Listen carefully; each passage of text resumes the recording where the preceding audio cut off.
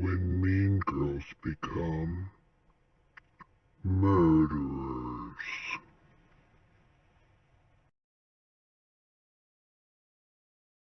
The story that made international headlines and shocked a small community to its core. It was a brutal slaying, the murder of 12-year-old Shanda by 4 teenage girls. I just can't imagine what she went through. You know what they did to your sister. They stab her, they smash her face in, they beat her head in with a tire iron. She was alive when they set her on fire.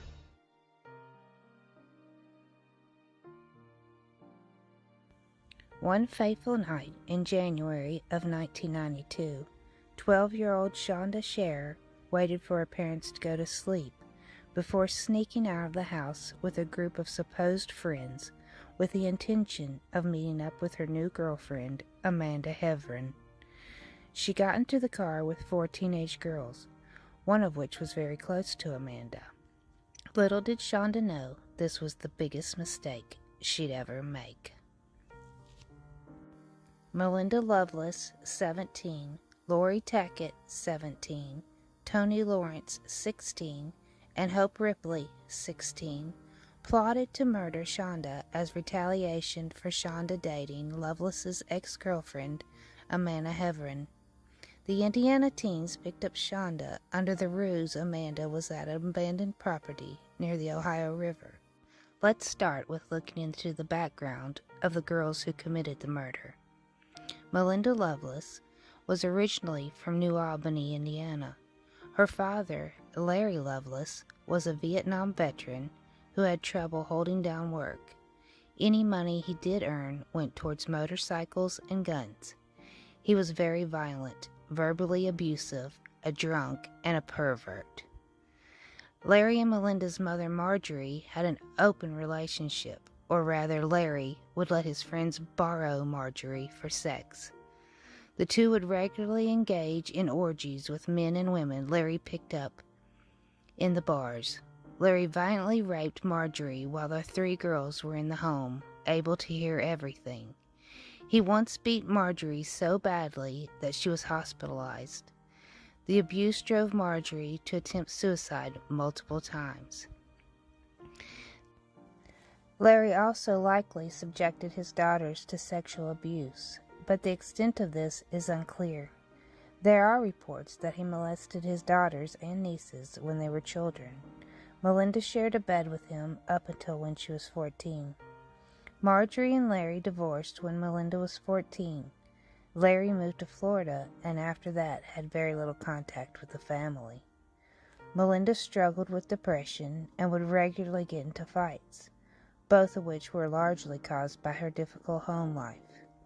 This affected her schoolwork and resulted in her having to repeat a year of school. Melinda was open about her lesbian orientation, which was rare for small-town Indiana in the early 1990s. Lori Tackett was from Madison, Indiana, about 50 miles from New Albany. She came from a strict fundamentalist Christian household, mainly driven by her mother. Her father worked in a factory.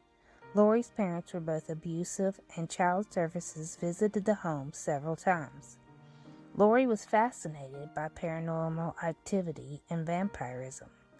Early in 1991, at the age of 16, Lori began to self-harm, which landed her in a hospital several times. She was admitted to a psychiatric ward and diagnosed with borderline personality disorder. In September 1991, Lori dropped out of high school. While living in Louisville in October, Lori met Melinda and they became friends. By the end of the year, Lori was spending most of her time with Melinda in New Albany and Louisville, and rarely went home to Madison. Hope Ripley was born in Madison, Indiana. Her father was an engineer at a power plant. Her parents divorced in February 1984, and she moved with her mother and siblings to Quincy, Michigan for 3 years. She claimed that living with her family in Michigan was somewhat turbulent. Her parents resumed their relationship in Madison in 1987. She was then reunited with friends Tackett and Tony Lawrence, whom she had known since childhood. Although Her parents saw Tackett as a bad influence. As with the other girls, Ripley began to self-harm at age 15. Like the other 4 girls, Hope was sexually attracted to women, being bisexual. She and Tony had been close friends since childhood. Tony Lawrence was born in Madison in February 1976. Her father was a boilermaker. Like the other girls, Tony had a turbulent at-home life. She was molested by a relative at age 9 and was raped by a teenage boy at age 14. Although the police were only able to issue an order for the boy to keep away from her. She went into counseling after the incident, but did not follow through. She became promiscuous, began to self-harm, and attempted suicide in 8th grade. Like the other girls, Tony was attracted to women. Prior to the night of the murder, Tony had never met Melinda, nor had she ever met Shanda, and had only met Lori once. She and Hope had been close friends since childhood.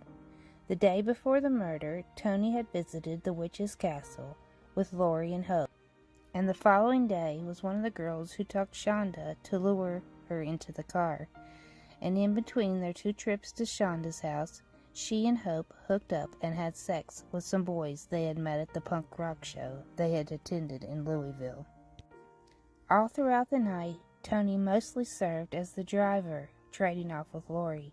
She refused to harm Shanda, and some reports indicate that she may have comforted Shanda during the night's events, but at the same time allowed the horrific torture and eventual murder of Shanda to take place. She also helped get directions to their various locations. It was Tony who went to the authorities and confessed what the 4 had done 2 days after the crime had taken place. Shanda was a popular and bubbly Hazelwood middle school girl. By all accounts, her outgoing personality meant that it was easy for her to make new friends. However, it was this outgoingness that started a terrifying chain of events one evening at a local school dance. It was at this 1991 dance where Shanda met up with a former classmate, Amanda Hevern, and the chemistry between the 2 girls quickly sparked, and they soon became romantic. Outside the dance, though, tempers started to brew as the couple was confronted by Melinda Lovelace, who previously had dated Amanda and was now extremely jealous of this new relationship. Over the next few weeks, Melinda threatened Shanda at school and even started sending notes to Amanda claiming that she wanted her new girlfriend dead. Nobody realized just how far Melinda was willing to go. On January 10th of 1992, Melinda had planned to attend a concert with 3 other girls, Lori Tackett, Tony Lawrence, and Hope Rippey. But the concert wasn't Melinda's main concern. She planned to kill her young rival as well. It should be noted that Hope and Tony had never met Melinda before this night. Melinda called Amanda and told her of the sinister plan for Shanda. Amanda was supposed to have cared for Shanda. She could have stopped everything. Amanda could have at least warned Shanda, but instead, she chose to do absolutely nothing. This night, Shanda was spending the weekend with her father, and the girls drove to her house, claiming they wanted to take her to see her girlfriend Amanda. Shanda instructed the girls to come back after her parents were asleep. They did, but Shanda had no idea that in the back seat, Melinda Lovelace was hidden under a blanket, ready to surprise her with a knife. Shanda began screaming, sobbing, and begging for her captors to let her go. Shanda swore that she'd never speak to Amanda again, but it was too late. The girl was taken to a place called the Witch's Castle, a creepy old abandoned stone house by the Ohio River where local kids would often go to party. The teens stole Shanda's rings and a Mickey Mouse watch and passed them amongst themselves.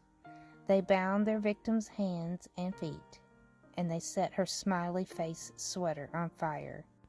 They threatened to light Shanda up next, The gang would make good on that threat later on. The girls got a little paranoid at the witch's castle. They were afraid that someone might see them. So from here they loaded Shanda up in the trunk and drove out into the woods. Tony and Hope were frightened, so they stayed in the car as Melinda and Lori made Shanda strip.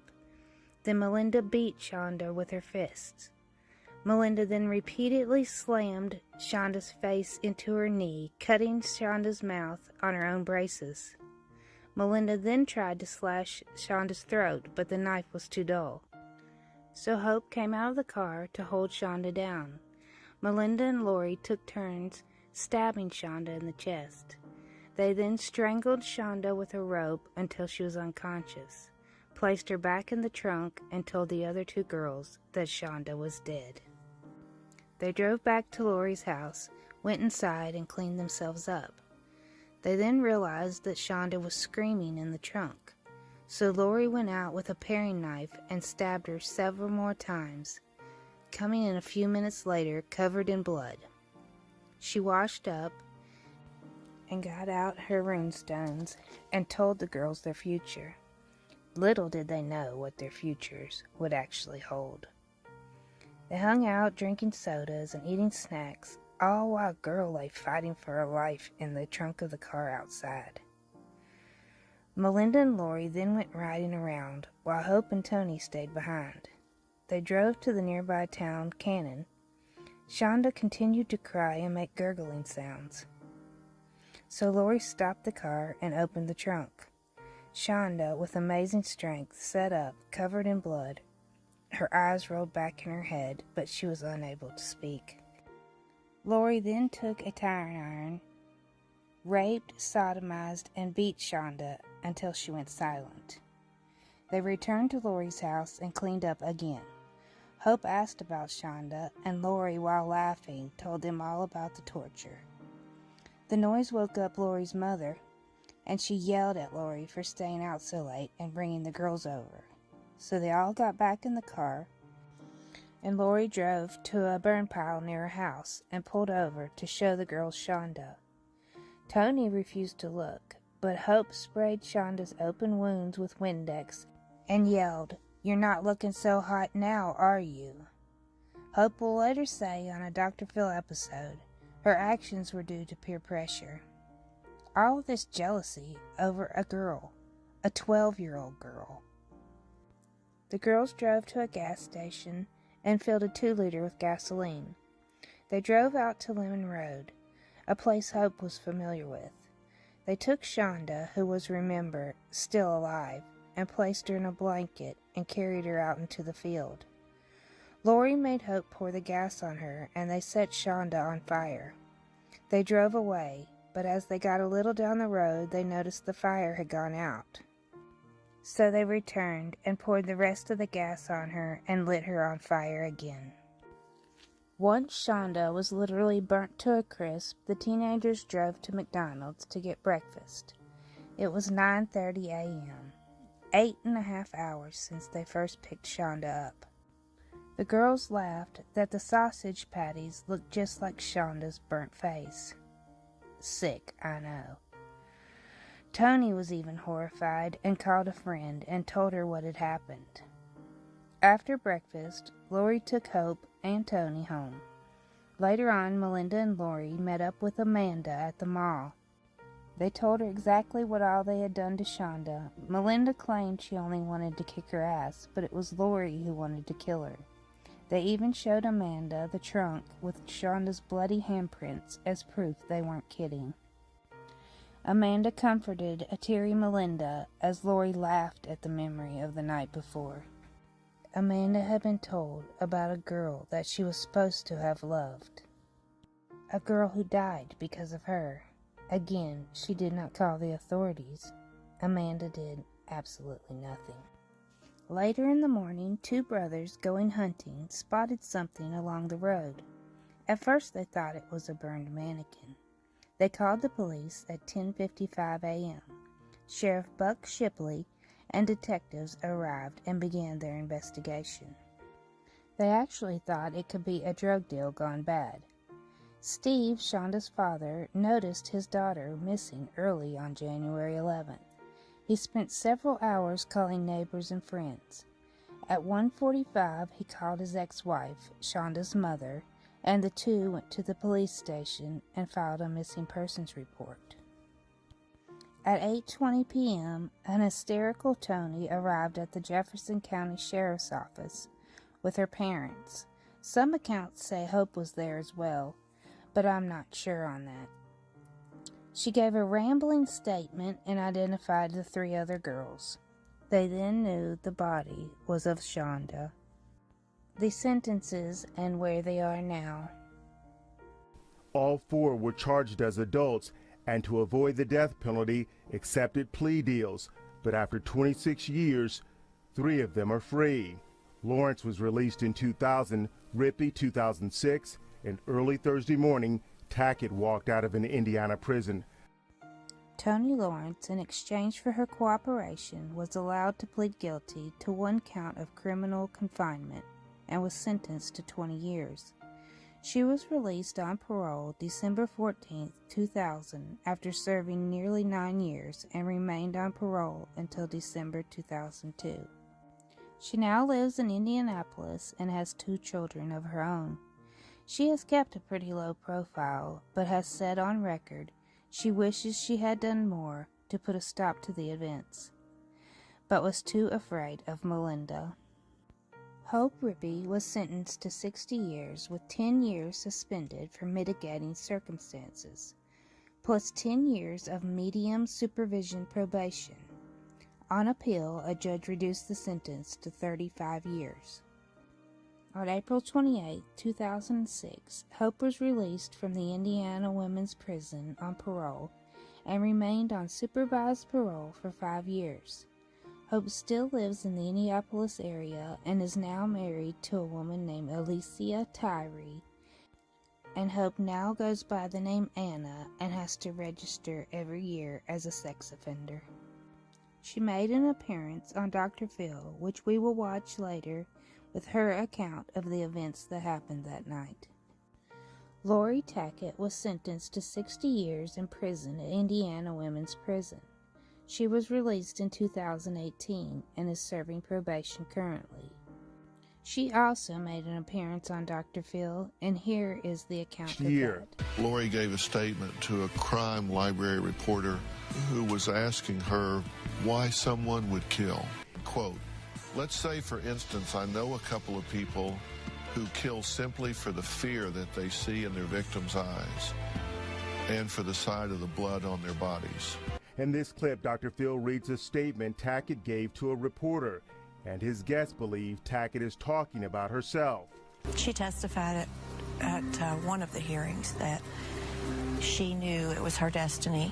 She had always known it was her destiny to murder someone and to spend the rest of her life in prison. I didn't go into that evening knowing anything was going to happen. But in a jailhouse interview, Tackett seems to show remorse. It's something that should have never happened. Tackett even sends a message to Cher's mother. I do want Shanda's mother to know how much I regret my actions and what happened. Melinda also received a 60-year sentence. During her prison sentence, Melinda has shown deep remorse and guilt. In October 2007, Melinda's lawyer requested a hearing to argue his client's release. He argued she was not represented competently by counsel, which caused her to accept the plea deal in her fear of exaggerated claims about the chances of her being executed. All her appeals were rejected. The Indiana prison system attempted to rehabilitate Melinda, enrolling her in a program called ICAN, Indiana Canine Assistant Network, where she trained puppies to become service dogs. Melinda's progress impressed Shanda's mother so much, she donated a puppy, named Angel, for Melinda to train. Melinda now trains dogs for a living. The following is Melinda's reaction to Shanda's mother giving her a dog to train. That she knew what she did. I didn't know that she would ever know. I didn't know that Melinda was capable, because I truly thought she had been so abused that there'd never be a mental state that she could get to where she would understand what she did. But I do see that.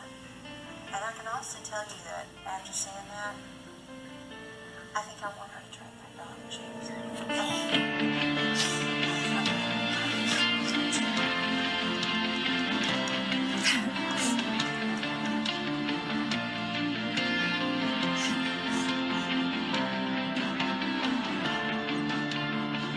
Wow, that's amazing.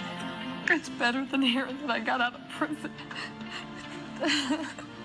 We thought you might sleep a little better tonight. We wanted to Thank you. That's awesome.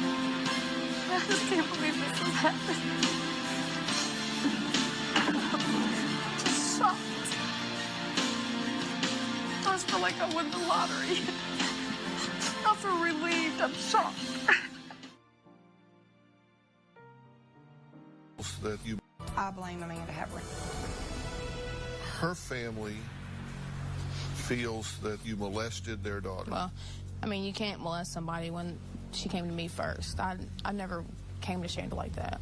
Shanda locked me in her bathroom and made the first move on me, not the other way around. Did you have a sexual relationship with her? Yes. Did you think that because she was only 12 that it wasn't a good idea? I mean, she was seeing boys older than me, so obviously, I mean, she knows what she was getting into. I didn't do nothing to her that she didn't want me to do. What they may call intimate, we wasn't intimate like that. Not like a male and female is intimate. Did you know that Melinda had made a death threat against her? Mm-hmm. She told you she was going to kill her, right? Yes, and I went to the youth prosecutor and told them about it. What'd you tell? I gave them the letters that Melinda had wrote me, and I guess they said they was going to have a meeting with the parents, but I never heard anything about it after that. And she confessed to you after the fact, correct? Yes. Did she show you the bloody trunk? Yes. And Shanda's bloody clothes? Yes. And you didn't tell anybody? No, because I just didn't believe it. Because one minute they were laughing, and the next minute they were crying, so it was hard to tell which was fake and which was true. So you knew she was dead. You believe when you heard those details, did you believe it? I mean, part of me did, but part of me didn't. Did you ever think that you should warn Shanda's parents that she had made a death threat against her? My dad warned them about the letters. The youth prosecutor warned them about the letters and everything that was going on. They feel like this started with her relationship with you and that you could have said something. When they told you, they confessed to you that they killed her. I did confess to people that they were going to kill her. So maybe the authorities could have done more stuff. And maybe her dad could have done something, you know, when those three girls knocked on the door and Shanda answered the door and he was like, "Who is that?" And that's what I was told. He didn't even know who she didn't even know who those girls were. You're not blaming the father. I'm not blaming the father. I'm not blaming anybody but the girls that did it. Well, but it sounds like you're kind of putting something on the father. Well, I mean, they're putting it all on me. We've got a dead child here, I understand right? that. I mean, come on. Let's not. We don't want to throw rocks at a dead child. Right. I mean, they're throwing rocks at me, though. I understand. You know, I've lost a lot during this. I lost basketball scholarships because of it. You know, I got kicked off the basketball team because of it. You know, there's a lot of things that I lost because of it that I had to sacrifice. They just don't know the story. I didn't come on to Shanda like that. She came on to me. And you're completely at peace with your role in this thing. You don't feel guilty about any aspect of this whatsoever. You have no regrets. I mean, I do, and in part feel guilty for not telling somebody when I found out about it. Nobody was calling my house looking for Shanda. So in reality, I didn't know that it was true because nobody was calling me looking for her. You think that would have been the first place they would call was my house? Well, her mother did call your house, didn't she? Well, I never got that message that she called me. My dad may have known and maybe didn't tell me. But did you tell your father that these girls had confessed to killing Shanda? I did, like 2-3 hours later after I was told. But you said you didn't want to get anybody in trouble, right? That's why you waited to tell? That's not that I want to get anybody in trouble. It's just I didn't know if that really happened. I didn't want to call and be like, "Hey, I heard this," and it not been true. You said Shanda's mother's made your life miserable? Well, mine and a lot of my family's, yes. You understand they've suffered a tremendous loss. Yeah, that's all about.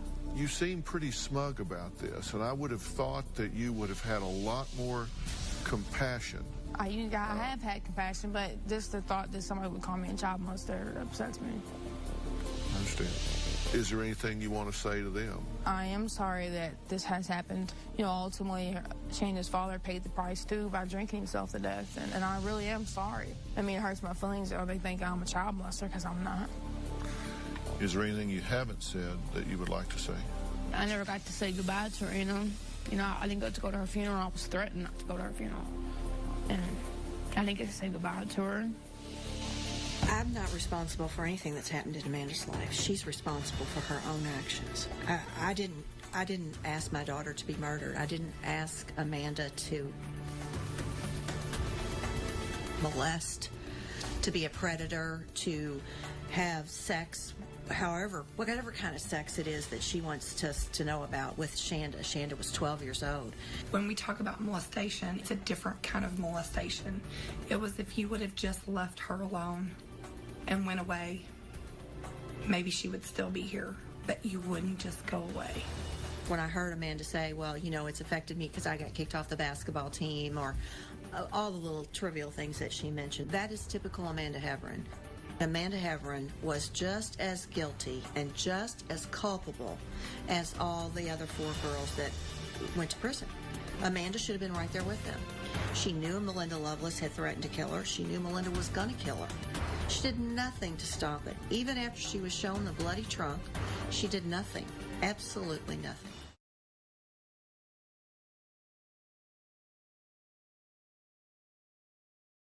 On January 10th and 11th, I was one of 4 girls that was involved in the death of Shanda Share. I didn't know Melinda. I'd only met her once before. That night she was agitated and she didn't want Shanda around Amanda, and that's what the whole thing was about. She was going to beat her up. It was going to be Melinda teaching Shanda a lesson to leave Amanda alone.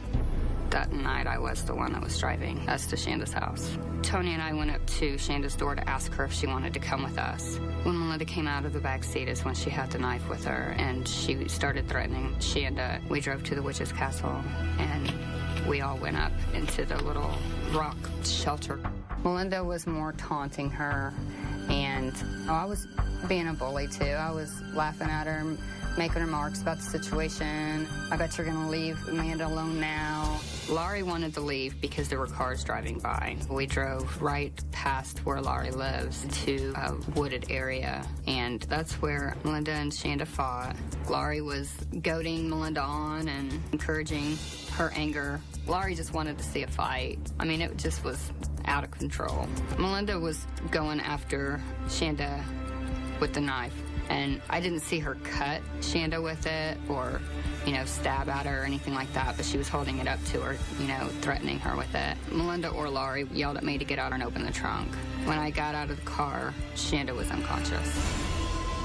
That's pretty much when I started to freak out. I thought, Melinda and Laurie have definitely crossed the line, that there was no coming back. I drove us to Laurie's house. Tony and I got out, and Melinda and Laurie left. They didn't tell us what they were going to do, so we just went in Laurie's room.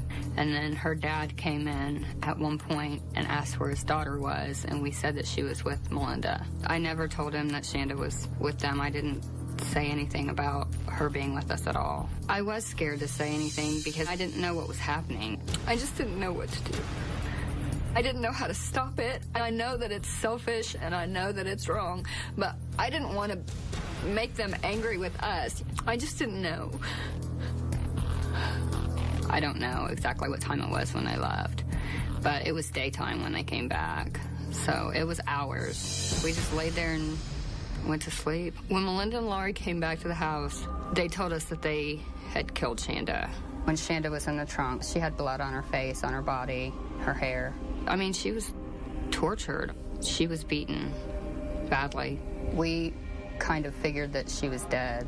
It just was decided that we were going to burn her body to get rid of it. We drove to the gas station. We purchased a 2-liter of Coke. The Coke was poured out and gasoline was put in the 2-liter. We drove out into the country. We all thought that it was nowhere. We were stupid. We didn't think there would be anything there for anybody to find. We were dumb. It's not like we knew what we were doing. Laurie opened the trunk and Shanda was in there, and Laurie kept yelling at us to help her, and Tony was like, I'm not getting back out of the car. And I said I didn't want to help her. I was like, I'm not going to help you. And Laurie yelled at me to get the 2-liter out. So I grabbed the 2-liter and I went to hand it to her. And she was like, no, just pour it on her. And I was like, no, I'm not going to do that. And she said, just do it. Just pour it on her. So I did. I was the first person that poured the gasoline on Shanda. And I don't know who lit the fire. It was either Laurie or Melinda. And then they came and got in a car, and we drove away. And then we did drive back because Melinda was worried that the fire would go out. So Melinda got out and poured the rest of the gasoline on her and threw the bottle, and then got back in the car and we left. You know, it was something to start out all like fun and games, and it's just gonna be, you know, a rowdy night and turn into something so incredibly beyond anything that you think you could ever be around. I just didn't know that it was going to end up the way that it ended up. And saying that, I can't even say that I still would have done anything differently, because I don't know what I could have done.